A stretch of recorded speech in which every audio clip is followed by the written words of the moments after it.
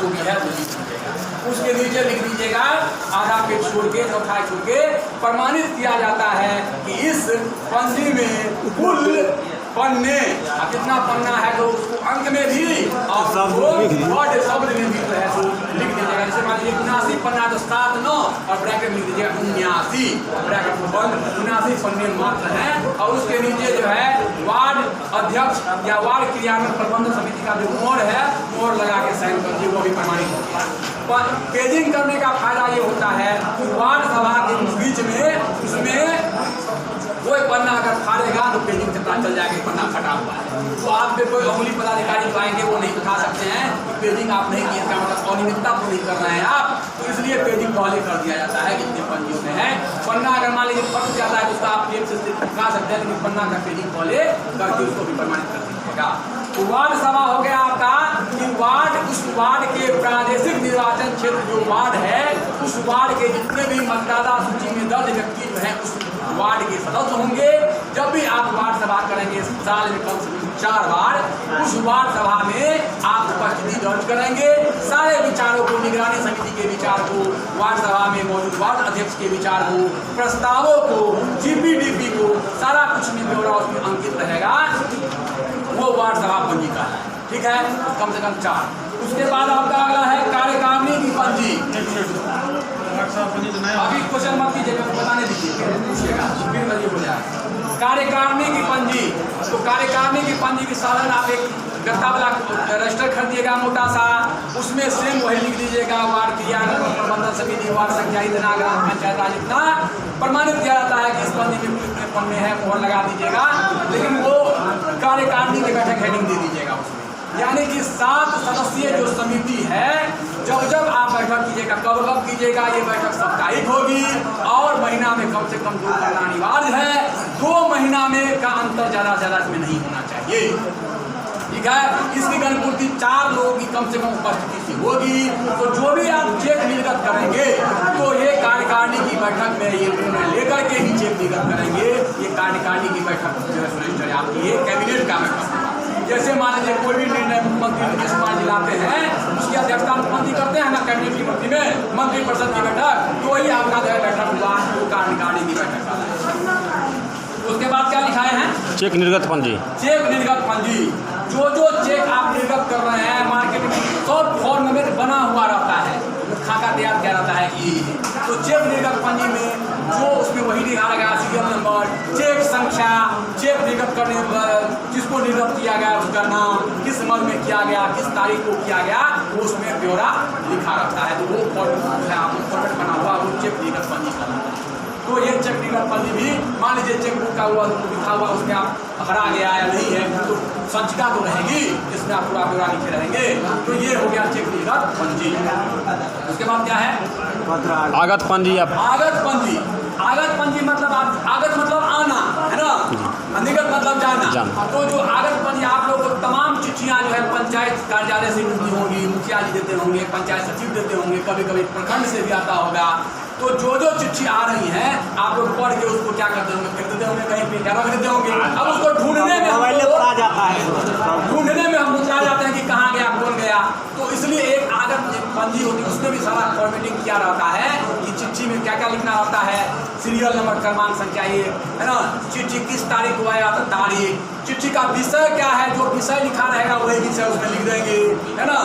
उसके बाद किसके द्वारा, किस पदाधिकारी के द्वारा या किस कार्यालय से आया तो उस कार्यालय का नाम दे देंगे, है ना। तो ये चीज़ हो गया चेक आगत पंजी। मतलब जो चिट्ठी आपके पास आती है वो रजिस्टर में आप लिख दीजिएगा, तो चिट्ठी ढूंढने में आपको सहूलियत मिलेगी। आपके पास प्रमाण भी रहेगा, आपको कहेगा कि मैं आपको चिट्ठी 5 को दिया, आप कहेगा नहीं मिला है, दिखाइए, आपके पास रिपोर्ट रहेगा तब ना आप ढूंढ पाइएगा कि मेरे पास है कि नहीं। उसके बाद चेक निर्गत पंजी मतलब आप जो भेजते हैं, सुन लीजिए बता दी, तो चेक निर्गत पंजी जो है कि जिसमें आप भी चिट्ठी निर्गत कर सकते हैं। आपको पंचायत कार्यालय को देना है, कोई कंप्लेन करना है, जैसे आप बोल रहे थे ना कि हम जिला में दिए हैं, तो जिला में जो दिए तो आपको अधिकार है, आप चेक में पत्रांक चढ़ाइए। पत्रांक कैसे चढ़ेगा?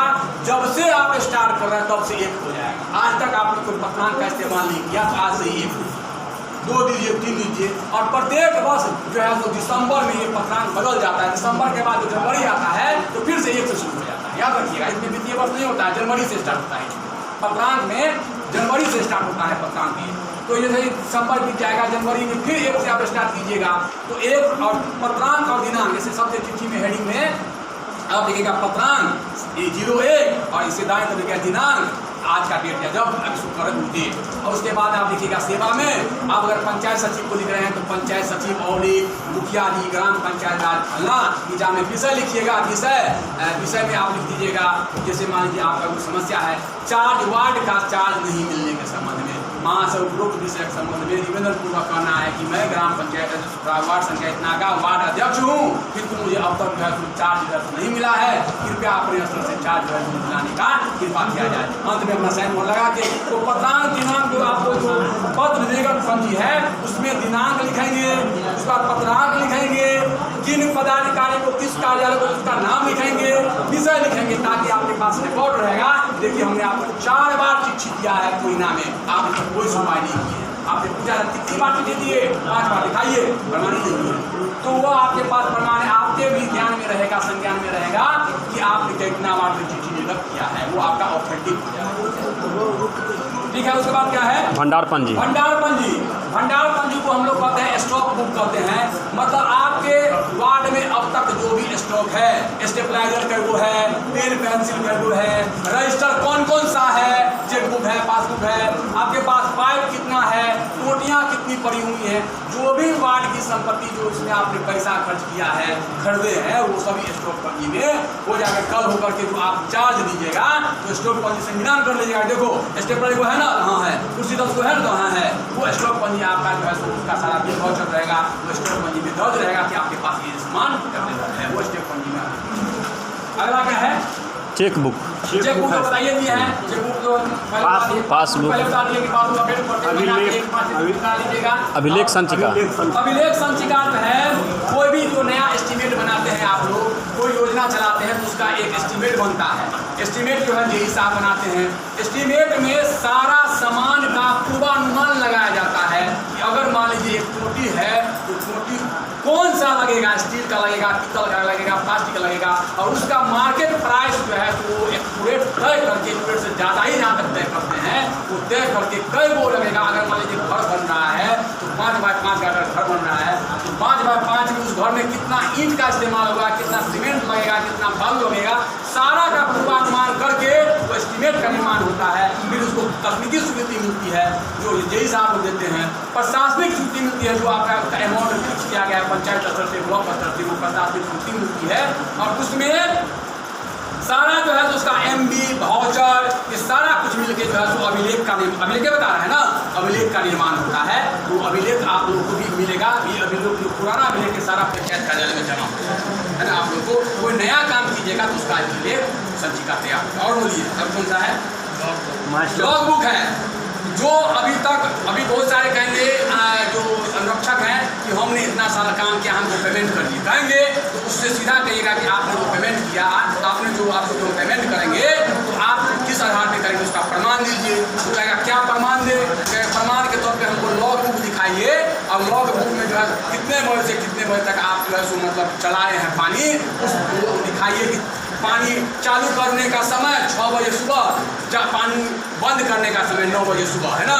और उसमें जो है प्रथम व्यक्ति जो है जिसको आप पानी दे रहे हैं उसके 2-3 लोगों का साइन, और अंतिम जो घर है उसके 2-3 लोगों का साइन प्रतिदिन और प्रति जो उसका जो है सुबह में शाम में शेड्यूल वाइज, है ना, शेड्यूल वाइज हमको दिखाइए, ये प्रमाण के तौर पर आपका माना जाएगा, है ना। अगर ये नहीं है तो आपको पेमेंट नहीं होगा, इसके लिए आपको जहाँ जाना आप जा सकते हैं, समझ गए। तो आप लोग भी अब से जो आप चालू जो आरक्षक का पेमेंट करेंगे वो लॉग बुक के आधार पर ही करेंगे, अभी तो पेमेंट होगा नहीं। जो पैसा आया हुआ आपके खाते में सही रहेगा, पैसा निकासी कीजिएगा। कभी भी जो आपका पैसा आएगा वो इंटरेस्ट का पैसा आप लोग नहीं निकालेगा।